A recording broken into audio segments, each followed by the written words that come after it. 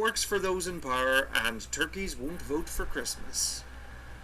President number 1. After winning their independence from Britain, the newly formed United States of America decided to create a position of president as opposed to possibly a new monarch. It was here the Electoral College was created, because the Founding Fathers didn't trust the masses of the 13 colonies to be informed about the presidential candidates. Instead, people would vote for electors who did keep up to date with politics. Military hero and founding father George Washington was unanimously elected the first president of the United States in 1789, and he served 2 4-year terms, establishing a strong and stable nation.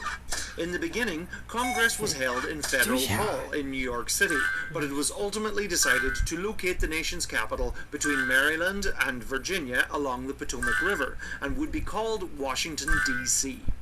Philadelphia became the temporary capital while the new capital was being constructed.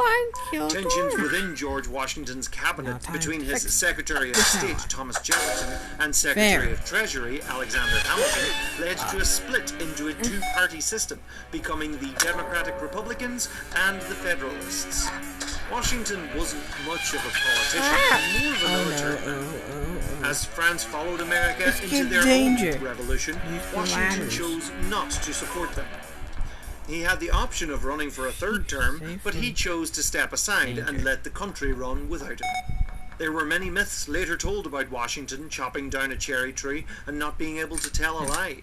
He also owned 317 enslaved people while in office, and they were freed not upon his death, but later after the death of his wife. President number 2.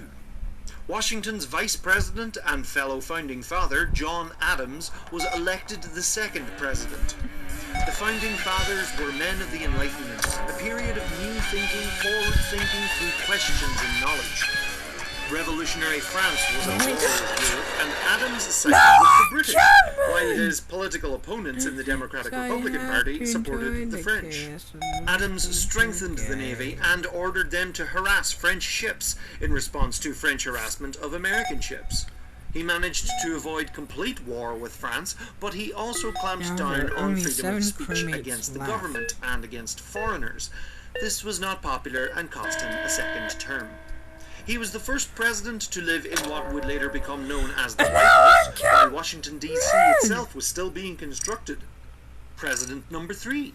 Adams was defeated by Thomas Jefferson, another founding father and chief author of the Declaration of Independence 25 years earlier. He had founded the Democratic Republican Party. Up until now, whoever came second in the presidential election became vice president. Jefferson changed this, as having a political opponent as vice president was frustrating. So in his 2nd term, Jefferson appointed his own. As a man of the Enlightenment, Jefferson was quite secular, deeming himself a deist, believing that if there is a God, he only got the ball rolling on existence and hasn't really interfered since. He believed in a strong wall of separation between church and state, protecting religious minorities and stopping governments from being corrupted by religious fundamentalism. As president, he strengthened trade, defending against pirates, and famously organized the Louisiana Purchase, in which he personally bought French Louisiana from Napoleonic France for the US, at a dirt cheap price, nearly doubling the size of the nation. While Europe was at war against Napoleon, Jefferson wanted USA's neutrality respected, so he banned all exports, seriously damaging the economy. He thought Native Americans would either have to assimilate or be moved west, and he did this. And he banned the import of enslaved people from Africa, although the internal slave trade continued strongly.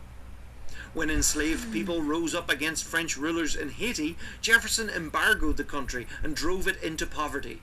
He wrote about the United States' terrible reliance on slavery, and owned around 600 enslaved people while in office, fathering several children with the enslaved Sally Hemings. President number 4. James Madison was next. He had helped write the Constitution and the Bill of Rights. His presidency saw the War of 1812 with Britain over trade disputes and the British Shanghaiing of American sailors. Madison pushed for this war, despite USA being deeply underprepared for it. Bye-bye. Madison's war saw